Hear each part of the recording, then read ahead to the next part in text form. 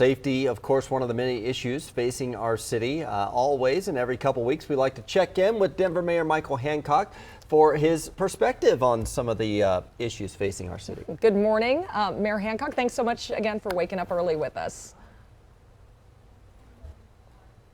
Good morning, Nicole. Good morning, Brian, as well. Good to see you both. Yeah. Good to see you, sir. Absolutely. I mean, one of the issues that we talk about a lot lately is inflation, something we think the federal government, maybe the state government needs to work on. But the city and you as Denver mayor are actually looking at some ways to help out thousands of families right now.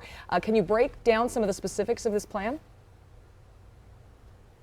Yeah, first, Nicole, I got to tell you, first, we believe it's the value of my administration that, we always got to look in what's our role in this and helping to solve just facing our residents. We can't just depend on the federal government or the state and vice versa. I always say to the state and federal government, don't just depend on the city to solve these challenges. We all need to work collaboratively on this. And so as I talked about in the State of the City address, I convened my agencies and I directed them to work to try to find ways that we can help with some of the inflationary challenges that we're facing as society and certainly impacting our residents here in Denver. And they came back and asked me to deploy $1 million from our American Recovery Act funds that we receive from the federal government to provide to address the issues of food insecurity, which I think makes a lot of sense. As people are struggling, that's one area that we know that we can work to help make an impact.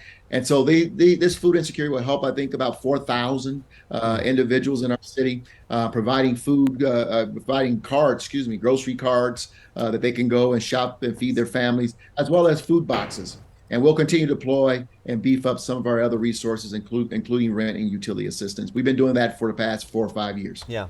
We actually just recently partnered with the Food Bank of the Rockies for something similar because the need is so great right now. And Mayor, the city decided to opt out of the state family paid leave program to offer its own version. Kind of explain how this evolved during the pandemic. Well, we believe in the value of equity. And when we looked at the state's plan, which gives us the opportunity to opt out, we also designed our own plan, Brian, called the Care Bank. And we want to offer up to 8 weeks or 320 hours of coverage for our city employees at a lesser rate so that the employees who don't earn as much are not impacted disproportionately as part of the program.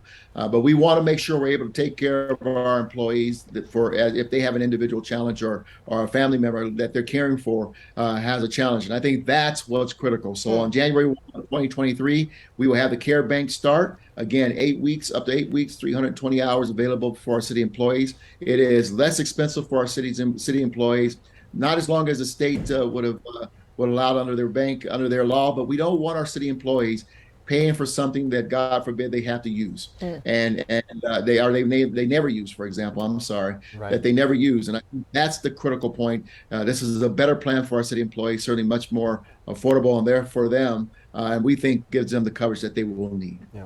And they'll still have the option of both. But Denver voters are going to decide on several ballot initiatives this fall. A tax that would help the libraries in Denver was just advanced this week. Another one that's kind of controversial is about who should pay for sidewalk repairs, because we're hearing from some voters here in Denver they would be paying a lot more than others. Do you support the measure that kind of puts the onus on homeowners to pay for sidewalk improvements? I'm not taking a position on either one. I think that both of these requests are big ask at a very economically uncertain time in America, and a lot of pressure on our families and our households in Denver.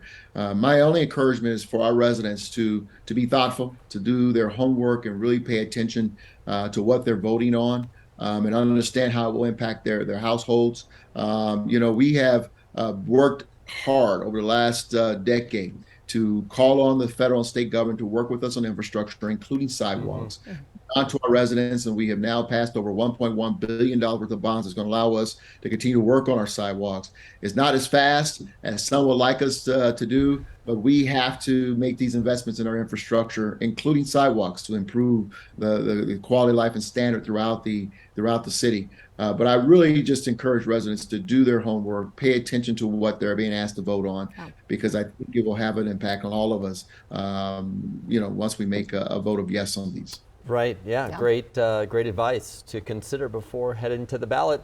Mayor Michael Hancock, thank you for joining us. Always great to catch up with you, sir. Always good to be with you all. Have a great weekend. All right, you We'll too. see you soon.